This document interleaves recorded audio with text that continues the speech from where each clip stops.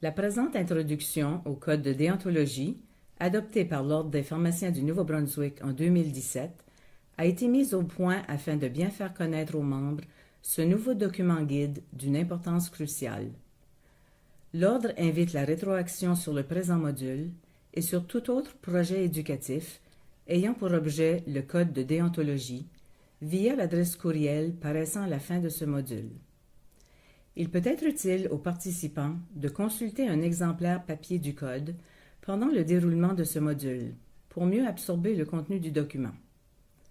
Le Code est affiché sur le site Web de l'Ordre des pharmaciens du Nouveau-Brunswick. Avant de poursuivre, nous vous invitons à réfléchir sur les définitions suivantes. Le mot déontologie désigne l'ensemble des devoirs et des obligations imposées aux membres d'un ordre ou d'une association professionnelle. L'éthique invite le professionnel à réfléchir sur les valeurs qui motivent son action et à choisir, sur cette base, la conduite la plus appropriée. L'Ordre remercie sincèrement la Division de l'éducation permanente en pharmacie de l'Université Dalhousie d'avoir rendu possible la réalisation de ces modules. L'Ordre des pharmaciens de l'Ontario a généreusement partagé son expertise et sa documentation avec notre Ordre dans la mise en œuvre de notre nouveau Code de déontologie. Veuillez songer à l'impact possible de ce module sur vos connaissances, vos habiletés et vos attitudes dans votre pratique.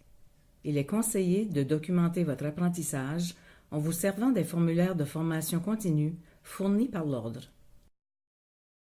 À la fin de ce module, l'apprenant sera en mesure de comprendre les fondements du Code de déontologie de 2017, distinguer les éléments du Code en les comparant aux directives de base de la profession, repérer les diverses sections du Code de déontologie, décrire comment le Code sera utilisé, prendre connaissance des commentaires actuels et futurs en matière d'éthique et recenser les possibilités d'éducation en matière de professionnalisme et d'éthique.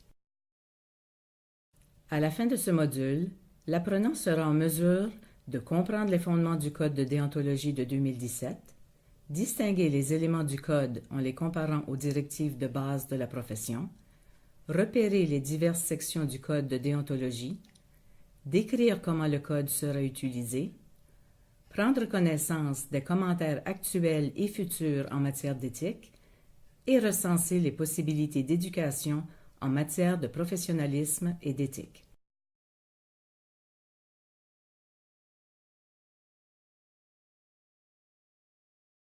Le Code fait intentionnellement usage du terme patient plutôt que client dans l'élaboration du Code. Il est important de disposer d'un Code de déontologie lorsqu'il existe un déséquilibre des pouvoirs dans une relation professionnelle. Le Code protège la partie la plus vulnérable dans une relation.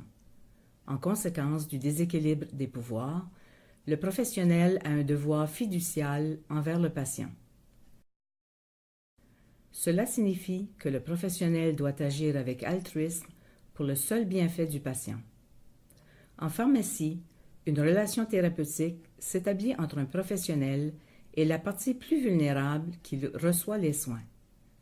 Le terme patient a été retenu intentionnellement pour s'assurer que la vulnérabilité inhérente de cette personne dans une relation thérapeutique est mise en évidence dans l'ensemble du Code.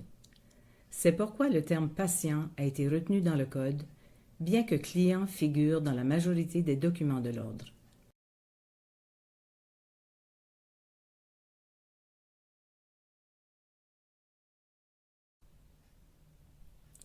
Le passage de la nouvelle loi en juillet 2014 a créé une toute nouvelle profession au Nouveau-Brunswick, les techniciens en pharmacie étant désormais reconnus comme des professionnels de la santé.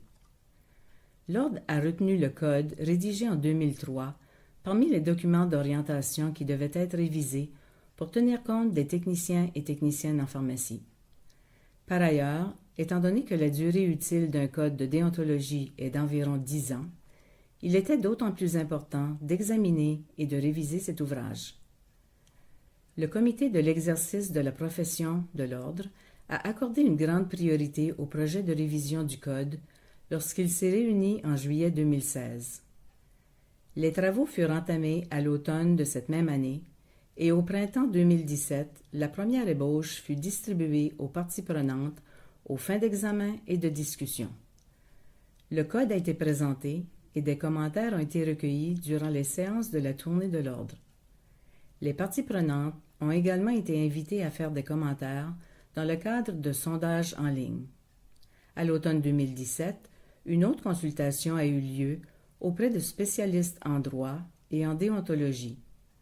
L'Ordre a réfléchi aux résultats de ces travaux, aux rétroactions reçues et aux virages philosophiques qui écartent la réglementation axée sur les règles. Cette démarche a abouti à la version actuelle du Code au mois de novembre 2017. L'orientation au Code de déontologie de 2017 débute avec le présent module et celui portant sur le modèle du processus décisionnel fondé sur les valeurs. Ce programme d'éducation se poursuivra tant que le Code sera en vigueur. Les activités éducatives cibleront principalement les professionnels, mais le public sera également sensibilisé à l'existence de ce code grâce à une version affichée dans les pharmacies et à des messages d'intérêt public.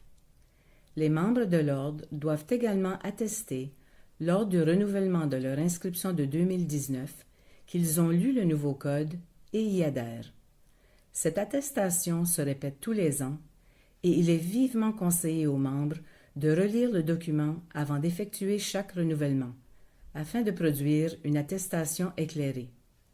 Le nouveau code de déontologie entrera en vigueur le 1er décembre 2018. Bien qu'il soit essentiel, le code de déontologie n'est pas le seul ouvrage d'orientation de la profession. Il doit être associé à 3 autres documents guides qui constituent le fondement de l'exercice professionnel.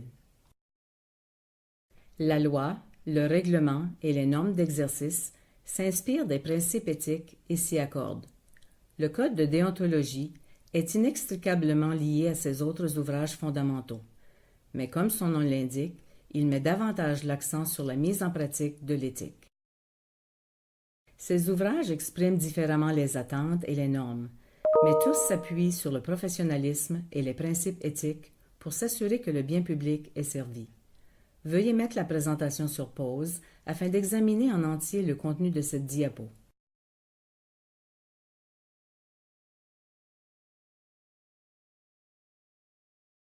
La prochaine partie du module se penche sur le contenu du code.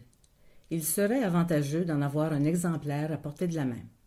Mettez la présentation sur pause à tout moment afin de relire certaines parties du code et d'y réfléchir. Ce module d'introduction fait le rappel de l'énoncé de mission de l'Ordre et définit l'autoréglementation comme un privilège.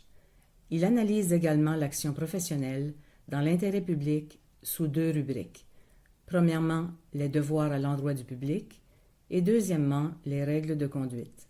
Ces devoirs et règles sont examinés plus loin car ils constituent la base du code.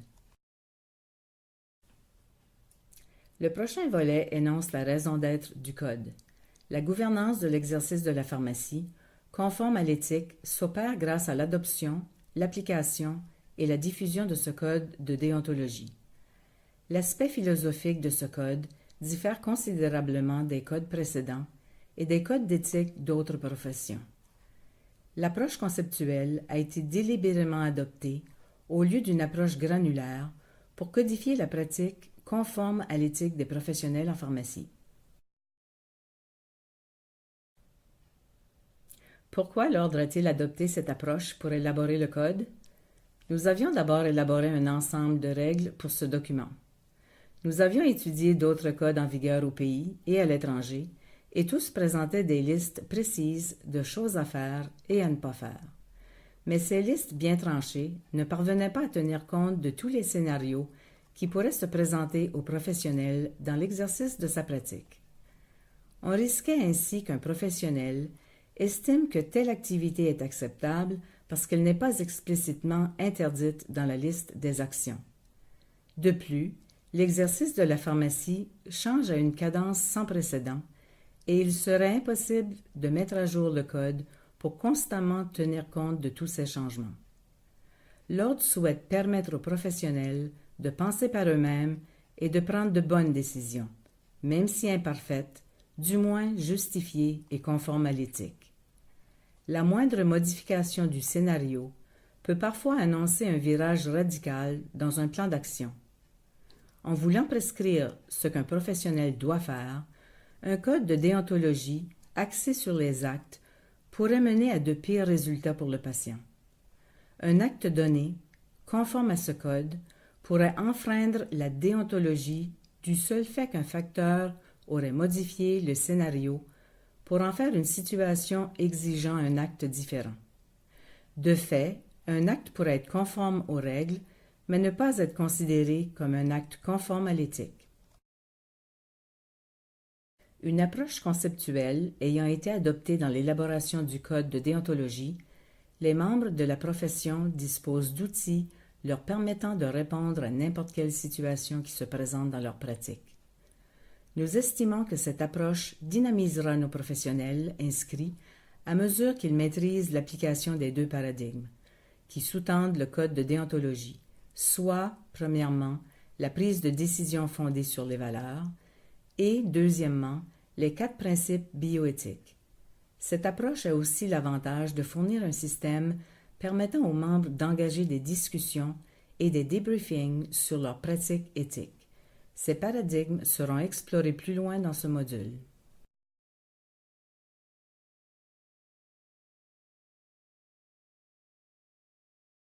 La prochaine section aborde l'utilisation prévue du code de déontologie. Le code est utile au public, aux professionnels inscrits et à l'ordre. Il sert aux usages suivants, comme ressource éducative, aux fins d'évaluation des connaissances, des habiletés et des attitudes en matière d'éthique dans le cadre du perfectionnement professionnel continu, pour établir un fondement pour l'évaluation de la conduite des professionnels inscrits dans le cadre de plaintes ou de procédures disciplinaires, pour articuler les principes éthiques s'appliquant aux professionnels en pharmacie, pour les guider dans leurs décisions et leurs actions de tous les jours. Tout ce que fait le professionnel peut passer sous la loupe de la déontologie. Par exemple, dans les soins directs aux patients, lorsqu'on exécute une ordonnance, avons-nous recueilli les données appropriées, y compris le diagnostic, les symptômes et les résultats du labo? Protégeons-nous la vie privée du patient en aménageant un lieu approprié pour discuter de son état de santé? Lorsqu'un médicament n'est pas couvert par une assurance, est-ce que nous transférons la responsabilité au patient ou l'aidons-nous à obtenir le traitement dont il a besoin? Les gérants de pharmacie communautaire ou d'hôpital doivent prendre des décisions en matière de budget en équilibrant les devoirs de la profession et les besoins financiers de leur organisation. Par ailleurs, les pharmaciens doivent décider de l'affectation des ressources en matière de formulaires pharmaceutiques. Les établissements d'enseignement prennent des décisions quant aux programmes d'études, aux évaluations et aux critères d'admission. Toutes ces décisions se répercutent sur le public et ont une incidence sur l'intégrité de la profession. Le processus décisionnel fondé sur les valeurs, abrévié PDFV, est une méthode qui garde au premier plan les 2 valeurs de base de la profession dans la prise de décision en matière de soins éthiques, soit la promotion et la protection de l'intérêt public et la sauvegarde de l'indépendance, de l'intégrité et de l'honneur de la profession. Les questions relatives aux 2 valeurs centrales sont: ce que je m'apprête à faire aura-t-il pour effet de promouvoir et de protéger la santé, le bien-être, la sécurité et les intérêts du public et du patient? Ce que je m'apprête à faire aura-t-il pour effet de sauvegarder l'indépendance, l'intégrité et l'honneur de la profession? La méthodologie et l'application du processus décisionnel fondé sur les valeurs font l'objet du 2e volume de cette série. Veuillez le consulter pour plus de renseignements.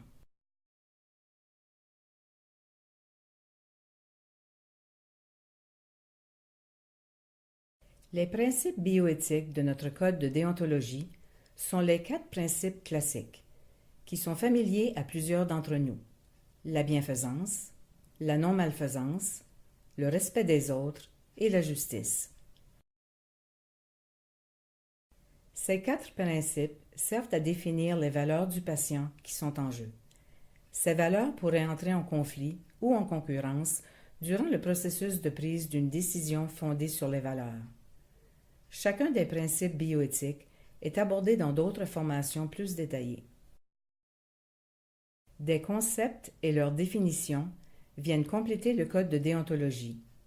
Des sections du code portent sur les concepts suivants: le conflit d'intérêts, l'objection de conscience, les relations fiduciales, le consentement éclairé, la définition de membre, la définition de patient, la capacité mentale, les soins axés sur le patient, le professionnel inscrit et l'autoréglementation.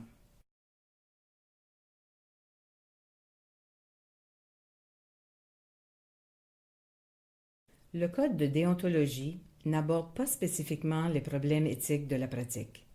Afin de guider les praticiens face aux enjeux particulièrement litigieux, complexes, prévalents ou nouveaux, l'Ordre émettra des commentaires. Ces communications porteront sur l'application du processus décisionnel fondé sur les valeurs à certains problèmes éthiques. Ces commentaires seront mis à jour, adaptés ou révoqués suite à la modification des normes sociales ou des lois et en réponse à la rétroaction des intervenants. Les commentaires sont accessibles à partir de la page web du Code de déontologie. Les membres seront mis au courant de la publication de nouveaux commentaires par l'entremise de bulletins. Ce document guide les professionnels en pharmacie dans la gestion d'une objection de conscience à dispenser tel service clinique. Il soutient aussi les professionnels exerçant en collaboration avec un collègue qui se prévaut du droit à l'objection de conscience. Il était prioritaire d'émettre ce commentaire, étant donné les discussions sur ce concept tenues dans le cadre de la tournée du Nouveau-Brunswick entreprise par l'Ordre au printemps 2017. Des divergences ont été constatées dans les opinions et la compréhension de la capacité des praticiens en santé d'invoquer l'objection de conscience et aux moyens pour composer avec ses valeurs personnelles. Il est fortement conseillé aux membres de lire ce premier commentaire. Le conflit d'intérêts semble revêtir une importance particulière en pharmacie en raison de l'incidence des influences concurrentes sur la profession. Il se présente dans la pratique plusieurs types d'intérêts et de valeurs qui peuvent être regroupés comme suit. Les valeurs personnelles qui comprennent celles d'ordre moral ou religieux, surtout en ce qui concerne l'objection de conscience. Les intérêts financiers, la sauvegarde de relations personnelles et le sentiment de sécurité. Les valeurs organisationnelles telles que la viabilité économique ou la charge de travail. Les enjeux sociaux et culturels peuvent aussi entrer en conflit avec l'intérêt supérieur des patients. L'Ordre dispose d'une page web consacrée au code de déontologie et aux possibilités de perfectionnement professionnel en matière d'éthique et de professionnalisme. Les professionnels inscrits à l'Ordre ont ainsi accès aux modules de la présente série, aux commentaires, à des ressources éducatives de grande qualité produites par d'autres organismes, ainsi qu'à des avis de tenue de séance portant sur la déontologie et le professionnalisme. Ainsi prend fin le module d'introduction au code de déontologie de l'Ordre des pharmaciens du Nouveau-Brunswick. Faites parvenir votre rétroaction et vos questions à l'adresse courriel apparaissant sur le diapo. Veuillez inscrire cette activité d'apprentissage dans votre documentation de formation continue.